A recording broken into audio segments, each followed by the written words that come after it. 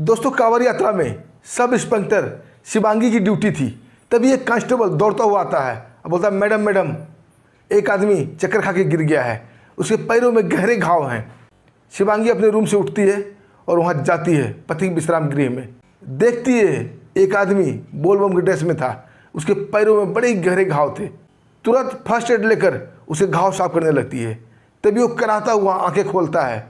Inspector Shivangi बोलती है कि लेटे रहो, तुम्हारे घाव बहुत गहरे हैं। दोस्तों, ये आवाज़ सुनकर वो आदमी चौंक के उठ जाता है और खुशी से चिल्लाते हुए बोलता है, अरे शिवांगी, तुम कहाँ हमने तुम्हें नहीं ढूंढा। तभी इंस्पेक्टर शिवांगी बोलती है, जिसे तुमने कमज़ोर समझकर घर से निकाल दिया था, आज वही तुम्हारे पैरों में इंस्पेक्टर बन के पट्टी कर रही है। उसके बाद जो होता है दोस्तों, बड़ा ही गजब, बड़ा ही विचित्र होता है। आइए दोस्तों, बड़ा ही शानदार कहानी है। जानते हैं कि इंस्पेक्टर शिवांगी कौन थी और उसे घर से क्यों निकाला गया था। दोस्तों, कहानी की शुरुआत आज से 3 साल पहले हो चुकी थी। बिहार कहलगांव के एक व्यापारी थे राजकिशोर जी। उनकी एक प्यारी सी बिटिया थी, उसका नाम था शिवांगी। बेहद पॉजिटिव सोच वाली, दौड़ धूप खेल कूद हर चीज़ में अव्वल, पढ़ाई लिखाई सब कुछ में अव्वल। और देखते ही देखते उसने ग्रेजुएशन कर लिया। अब राजकिशोर जी को उसकी शादी की चिंता सताने लगी। लेकिन शिवांगी का एक सपना था कि सब इंस्पेक्टर बनना, पुलिस की वर्दी पहनना, पुलिस में भर्ती होना। राजकिशोर जी अपने यार दोस्तों को बोलते हैं कि मेरी बेटी के लिए एक अच्छा सा कोई रिश्ता बताओ। तभी उनके नज़र में एक रिश्ता बताया जाता है जो कि झारखंड के मिर्जा चौकी के थे। उनका नाम था उमाकांत जी। उनका एक बेटा था जो कि क्लर्क के जॉब में था। उन्हें भी एक अच्छी सी लड़की की तलाश थी। राजकिशोर जी लड़का देखने जाते हैं, घर द्वार लड़का सब देखते हैं, उन्हें पसंद आ जाता है। उन्हें भी लड़की देखने का न्योता देखा जाते हैं। लड़के वाले भी शिवांगी के घर आते हैं। शिवांगी को एक ही नज़र में पसंद कर लिया जाता है और एक शुभ मुहूर्त देकर शादी कर दी जाती है। अब शिवांगी अपने मैके से विदा होकर ससुराल आ गई थी, लेकिन साथ में अपने सपने भी लेके आई थी। वो अपने सपने को नहीं भूली थी कि उसे सब इंस्पेक्टर बनना है। शिवांगी अपने पति को बोलती है कि आपको मुझे मेरा साथ देना होगा, मेरी बड़ी इच्छा है पुलिस की वर्दी पहनना, इंस्पेक्टर की वर्दी पहनना।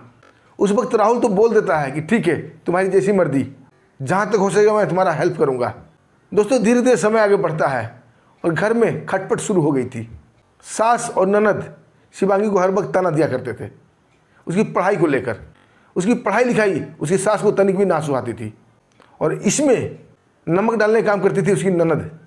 अब धीरे धीरे घर का माहौल बड़ा तनावपूर्ण रहने लगा। राहुल बार बार शिवांगी को समझाने की कोशिश करता कि तुम इस घर की बहू हो, घर का काम संभालना तुम्हारा काम है। शिवांगी बोलती, मैं काम से जी नहीं चुराती, मैं सारा काम निपटाने के बाद जब मुझे वक्त मिलता है तब मैं अपने वक्त पर आराम ना करके मैं अपनी पढ़ाई करती हूँ। इसमें किसी को कोई परेशानी नहीं होनी चाहिए। लेकिन दोस्तों, ये तो एक बहाना था। मेन मकसद था उसे पढ़ाई से दूर करना। अब धीरे धीरे रोज का एक कलह हो गया था। जब भी राहुल थका हारा अपने ऑफिस से घर आता, उसकी माँ और उसकी बहन शिवांगी की शिकायत लेकर बैठ जाती। उसकी माँ कहती, बहू को घर संभालना चाहिए, ये पढ़ाई लिखाई लेकर पुलिस का सपना नहीं देखना चाहिए, अच्छी बहू का ये संस्कार नहीं होता। और इसी वक्त ननद भी तपाक से कहती कि भैया, भाभी इतनी पढ़ाई करके करेगी क्या, हमारे घर में क्या कमी है। दोस्तों, राहुल 2 पार्टों में घिस रहा था। एक तरफ उसकी माँ और बहन और एक तरफ उसकी पत्नी। करे तो क्या करे, पत्नी को भी समझाता, माँ को भी समझाता, लेकिन दोनों अपने अपने जिद पे अड़े थे। शिवांगी अपना सपना तोड़ना नहीं चाहती और माँ को जिद थी शिवांगी पढ़ाई ना करे। अब धीरे धीरे घर में कलह का माहौल बन चुका था। एक दिन गुस्से में राहुल बोलता है, शिवांगी तुम्हारी शादी ब्याह हो गई, तुम अपने ससुराल में आ गई, अब पढ़ाई लिखाई छोड़ दो, अपने घर पर ध्यान दो। शिवांगी भी गुस्से में बोलती है, राहुल मेरी शादी हुई है, मेरा सपना नहीं मरा है, आखिर मेरी पढ़ाई से तुम लोगों को दिक्कत क्या है। दोस्तों, घर का वातावरण काफ़ी तनावपूर्ण हो गया था। माँ अलग बोल रही थी, ननद अलग बोल रही थी और गुस्से में राहुल उसे किताबें फाड़ देता है, उसके नोट्स फाड़ के पन्ने पन्ने बिखेर देता है। और शिवांगी आंखों में आंसू लिए अपनी किताबों को, अपने नोट्स को फटते हुए देख रही थी। राहुल फाड़ तो किताबें रहा था, लेकिन शिवांगी का दिल फट रहा था। और आखिरकार शिवांगी से जब नहीं रहा गया, उसने राहुल का हाथ पकड़ा और बोला, राहुल तुमने आज मेरी किताबें नहीं फाड़ी, बल्कि मेरे सपने को फाड़ा, मेरे सपने को तुमने तार तार कर दिया, अब मैं इस घर में नहीं रह सकती। तभी तपाक से सास बोलती है, हाँ जहाँ जाना चली जा, मुझे भी तुमसे छुटकारा मिल जाएगा। राहुल भी गुस्से में कहता है कि मुझे तुम्हारी कोई ज़रूरत नहीं है, अगर जब तुम्हें घर आना हो तो अपने किताबें, अपने सपने को बाहर छोड़ के आना, इस घर में सिर्फ बहू चाहिए। दोस्तों, शिवांगी रोते हुए अपना बैग उठाती है और घर से निकल जाती है। अब उसके सामने बड़ी समस्या उत्पन्न हो गई थी, कहाँ जाए। वो रेलवे स्टेशन मिर्जा चौकी पर बैठकर सोच रही थी कि क्या करे, कहाँ जाए, क्योंकि मिर्जा चौकी से कहलगांव मात्र 1 घंटे का रास्ता है जहाँ उसका मायके है। लेकिन वो मायके नहीं जाती है। मिर्जा चौकी में ट्रेन आ चुकी थी। शिवांगी ट्रेन में सवार हो जाती है और सीधा भागलपुर निकल जाती है। भागलपुर में कई कोचिंग संस्थान हैं, कई प्राइवेट स्कूल हैं। शिवांगी वहीं कोशिश करने लगती है और उसे एक प्राइवेट स्कूल में पढ़ाने का मौका मिल जाता है। भले तनख्वाह कम था, लेकिन शिवांगी एडजस्ट कर लेती है। मैके वो इसलिए नहीं गई कि मैके में भी उसकी 2 भाभियाँ थी और पढ़ना लिखना उन दोनों भाभियों को भी नहीं सुहाता था। मतलब जो स्थिति मैके में थी वो स्थिति ससुराल में थी। इसे शिवांगी मैके और ससुराल दोनों जगह छोड़कर भागलपुर निकल जाती है और गुमनामी की ज़िंदगी जीने लगती है। अब उसका 2 ही लक्ष्य था, स्कूल में पढ़ाना और खुद पढ़ना, और अपने सपने को जिंदा रखी थी। और दोस्तों 2024 में बिहार में सब इंस्पेक्टर की भर्ती आती है 1779 पद पर। शिवांगी भी फॉर्म फिलअप कर चुकी थी। अब शिवांगी की दिनचर्या और बिजी हो चुका था। रनिंग का प्रैक्टिस करने जाती, पढ़ाई करती और स्कूल में पढ़ाती। लेकिन उसका मेहनत एक दिन रंग लाता है और एग्जाम में वो पास कर चुकी थी। अब शिवांगी सब इंस्पेक्टर शिवांगी बन चुकी थी। 1 अगस्त से लेकर 10 अगस्त के बीच ज्वाइनिंग होनी थी। उसका मेडिकल होता है, डॉक्यूमेंट चेक होता है और ज्वाइनिंग भी हो जाती है। अब उसे ट्रेनिंग के लिए भेज दिया गया था बिहार पुलिस अकादमी राजगीर, जो कि नालंदा डिस्ट्रिक्ट में पड़ता है। और ट्रेनिंग के बाद अब उसकी पोस्टिंग हो चुकी थी। अब एक थाने में वो सब इंस्पेक्टर शिवांगी थी। रह रह कर उसे राहुल की याद आती थी कि अब मैंने अपना सपना पूरा कर लिया, अब मैं राहुल से मिलूंगी। लेकिन इसी उधेड़बुन में थी कि राहुल ने आज तक मेरा खोज खबर नहीं लिया, मुझे ढूंढा तक नहीं। इस वजह से शिवांगी भी अपने ससुराल जाने का प्लान नहीं बनाती है। और इधर दोस्तों राहुल शिवांगी के जाने के बाद कुछ दिनों तक गुस्से में रहा कि शिवांगी अपने आप आ जाएगी। लेकिन जब बहुत दिन बीत जाते हैं और शिवांगी वापस नहीं आती है तो राहुल उन्हें ढूंढना शुरू करता है। सबसे पहले मैके में फ़ोन करता है। मैके में शिवांगी नहीं थी।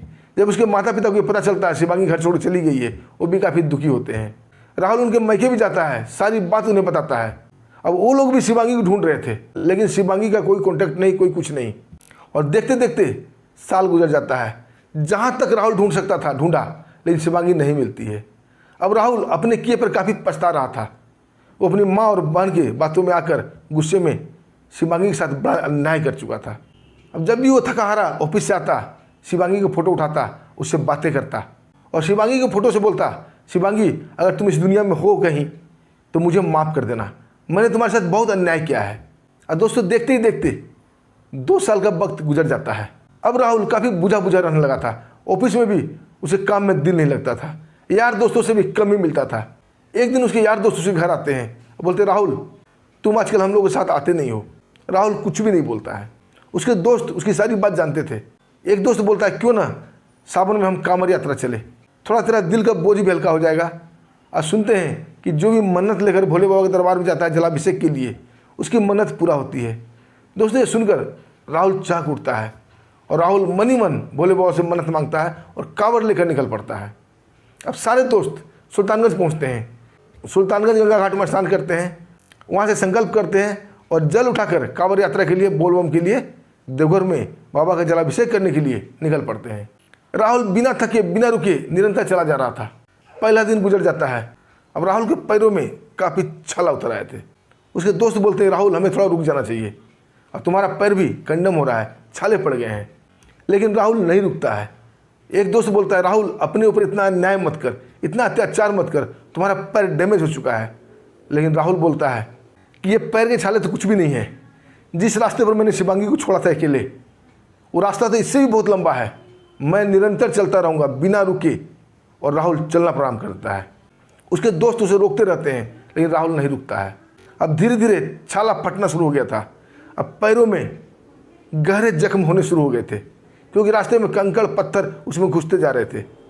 और आखिर एक जगह राहुल चकरा के गिर पड़ता है। लोग उसे उठाकर पति की विश्राम गृह में ले जाते हैं। वहाँ एक इंस्पेक्टर मैडम की उस वक्त ड्यूटी थी, उसका नाम था शिवांगी।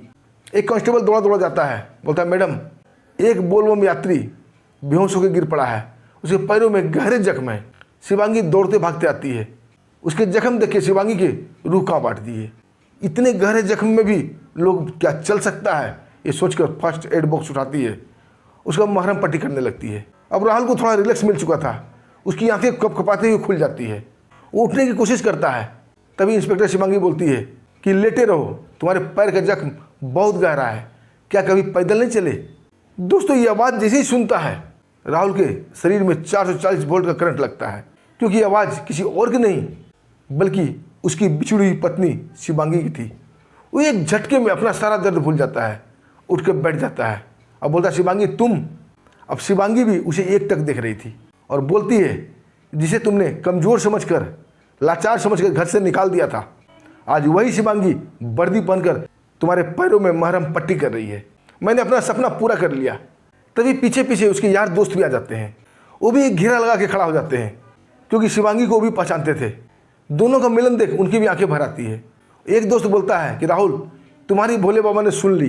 तभी राहुल बोलता है कि मैंने जब कांवर उठाया था उसी वक्त मन्नत मांगा था कि भोले बाबा, अगर इस दुनिया में शिवांगी कहीं है तो मुझे मिला देना। लेकिन भोले बाबा ने मेरी सुन ली। भोले बाबा ने मुझे शिवांगी की यादें ही नहीं दी, बल्कि मुझे सही सलामत शिवांगी लौटा दिया। और दर्शक लोग और कई राहगीर खड़ा होकर ये तमाशा देख रहे थे। राहुल बोलता है, शिवांगी तुम कहाँ थी? मैंने तुम्हें कहाँ कहाँ नहीं ढूंढा।